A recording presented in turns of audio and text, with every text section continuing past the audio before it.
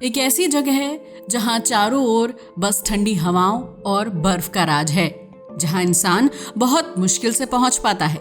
हालांकि आज भले ही बर्फ की चादर से ये कॉन्टिनेंट ढका है, मगर एक वक्त पर यहाँ एडवांस सिविलाइजेशन रहा करती थी, जिसके तार सीधे एलियन से जुड़े थे।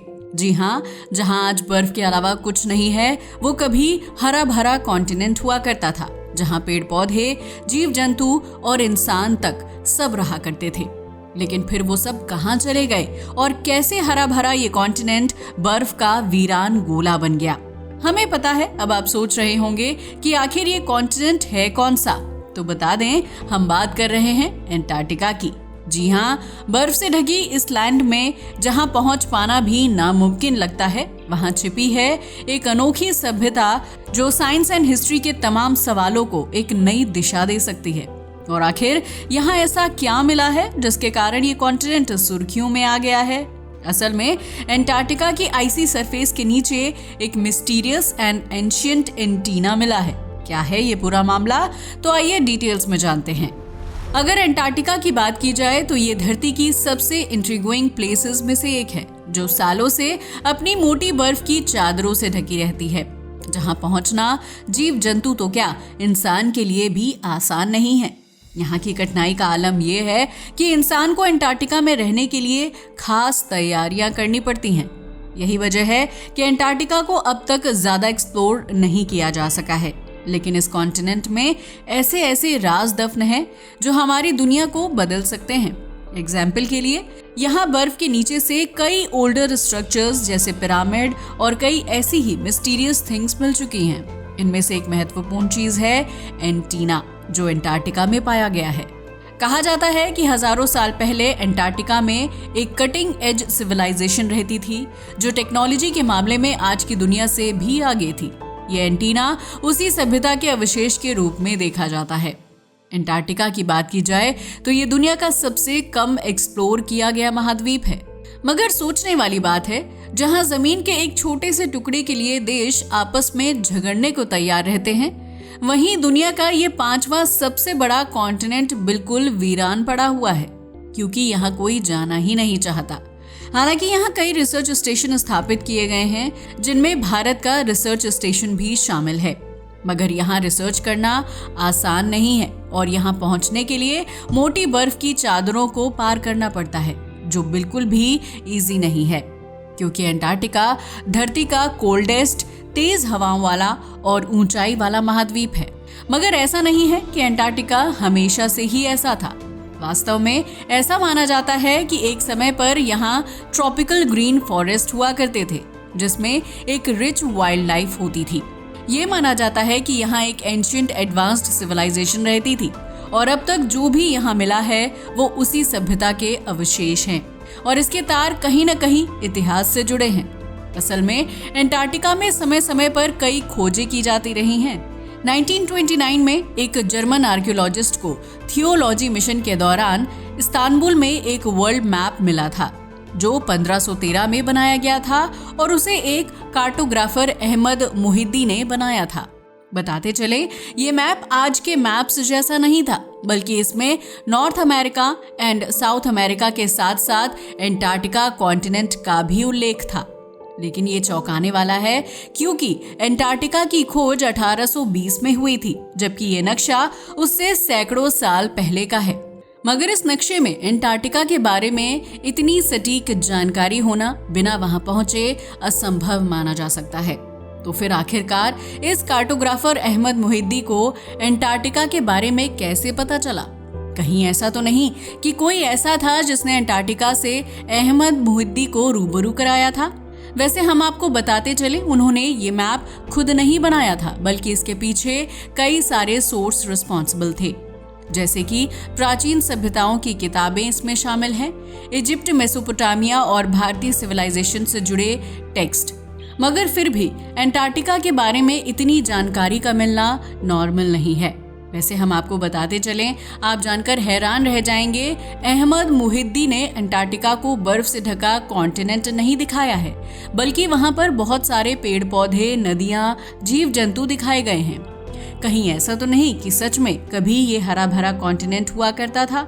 इसे जानने के लिए कई मिशन किए गए, जिसमें से यूएसए का मिशन काफी फेमस है।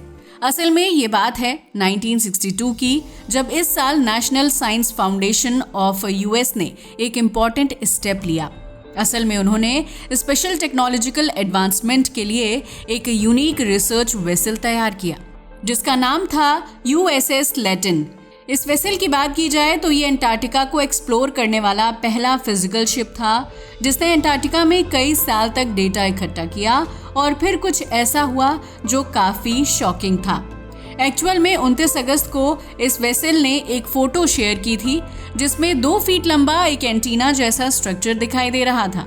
ये स्ट्रक्चर बिल्कुल आधुनिक एंटीना जैसा दिखता था और इसका जियोमेट्रिकल शेप और एंगल्स इतने सटीक थे कि ये किसी सिग्नल ट्रांसमीटर की तरह लग रहा था। इस मिस्टीरियस फोटो को न्यूजीलैंड हेराल्ड ने भी पब्लिश किया था और यही वो पॉइंट था जब दुनिया भर के वैज्ञानिकों ने अंटार्कटिका में दिलचस्पी लेनी शुरू कर दी। एक्चुअल में यह एंटीना वैज्ञानिकों का ध्यान खींचने में सफल रहा और इसे लेकर वैज्ञानिक समुदाय में चर्चाएं शुरू हो गईं। कुछ वैज्ञानिकों का मानना है कि ये किसी एडवांस्ड सिविलाइजेशन की निशानी है, जबकि बाकी इसे एक नेचुरल सी स्पॉन्ज मानते हैं, जिसका नाम है क्लेडोराइजा कॉनक्रेसेंस सी स्पॉन्ज। क्लेडोराइजा कॉनक्रेसेंस नाम के समुद्री स्पंज की बात की जाए तो ये भी दिखने में ऐसा लग सकता है, लेकिन अंटार्कटिका में मिले एंटीना की शेप एंड टेक्सचर इसे एक आर्टिफिशियल डिवाइस की तरह लगती है। हालांकि 1968 में ब्रैड स्टैगर ने इस एंटीना को किसी मशीन का हिस्सा बताया था। हालांकि इसके विपरीत कुछ वैज्ञानिक इसे एक प्राकृतिक स्पंज मानते हैं, लेकिन सवाल फिर भी बरकरार है कि अगर ये एंटीना प्राकृतिक नहीं है तो ये आखिर क्या है, इसे यहाँ किसने लगाया और इसका ऑब्जेक्टिव क्या था। हालांकि ये एक थ्योरी बनकर रह गई है, इसे ज्यादा समर्थन नहीं मिल पाया क्योंकि इसके लिए साइंटिस्ट का रिस्पॉन्स वास्तविक मामलों से काफी अलग है। साथ ही इसका एंटीना बिल्कुल आर्टिफिशियल लग रहा था। यही नहीं, बायोलॉजिस्ट के अनुसार ये जीव फैमिली बनाकर रहते हैं और बहुत तेजी से उनकी कॉलोनी आसपास विकसित हो जाती है, क्योंकि इनके रिप्रोडक्शन की रफ्तार भी बहुत तेज होती है।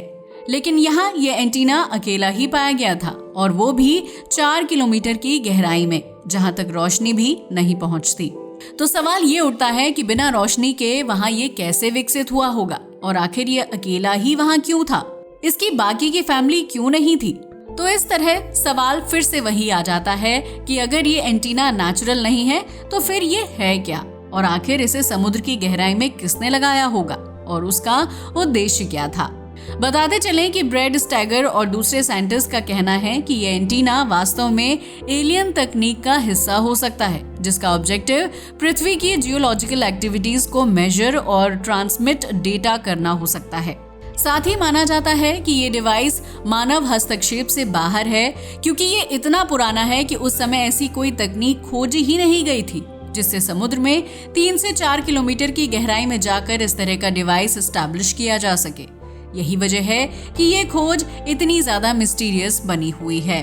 वैसे बता दें, उटाह के सेगो कैनियन में लगभग 6000 ईसा पूर्व की प्राचीन पेट्रोग्लिफ मिली है, जिसमें इस एंटीना जैसी ड्राइंग देखने को मिलती है। तो कहीं ऐसा तो नहीं कि ये उससे जुड़ा हो और अंटार्कटिका में लगा एंटीना 6000 साल पुराना हो। बताते चलें, इस कैनियन में कुछ और स्टोन पिक्चर्स भी हैं जो इंसानों की बजाय किसी एलियन की तरह लगती हैं। यही वजह है कि इस बात से इनकार नहीं किया जा सकता कि दूसरे ग्रहों के निवासी धरती के लोगों पर नजर रखने के लिए इस तरह के डिवाइसेस का उपयोग कर सकते हैं और अलग अलग जगहों पर इस तरह की डिवाइसेस फिट कर सकते हैं। यह एंटीना ही नहीं बल्कि सैटेलाइट की मदद से भी हजारों साल से एलियन हम पर नजर रखे हुए हैं, जिसकी जानकारी हमें अमेरिका के एक वैज्ञानिक ने दी थी। उन्होंने बताया था कि 50 साल पहले स्पेस में एक सैटेलाइट मिली थी जिसका नाम था ब्लैक नाइट सैटेलाइट। इस सैटेलाइट ने पूरी दुनिया में कंफ्यूजन क्रिएट कर दिया था। ऐसा इसलिए क्योंकि अमेरिका के वैज्ञानिक समझ रहे थे कि ये सोवियत यूनियन का सैटेलाइट है, जबकि सोवियत यूनियन के साइंटिस्ट को लग रहा था कि ये अमेरिका का कोई सैटेलाइट होगा।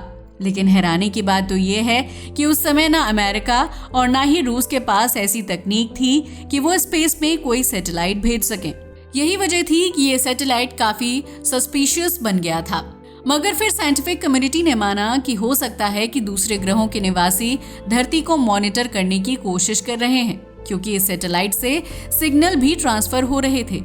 साइंटिस्ट ने अनुमान लगाया कि ये सैटेलाइट लगभग 13,000 साल पुराना है और तभी से ये धरती के चारों ओर परिक्रमा कर रहा था।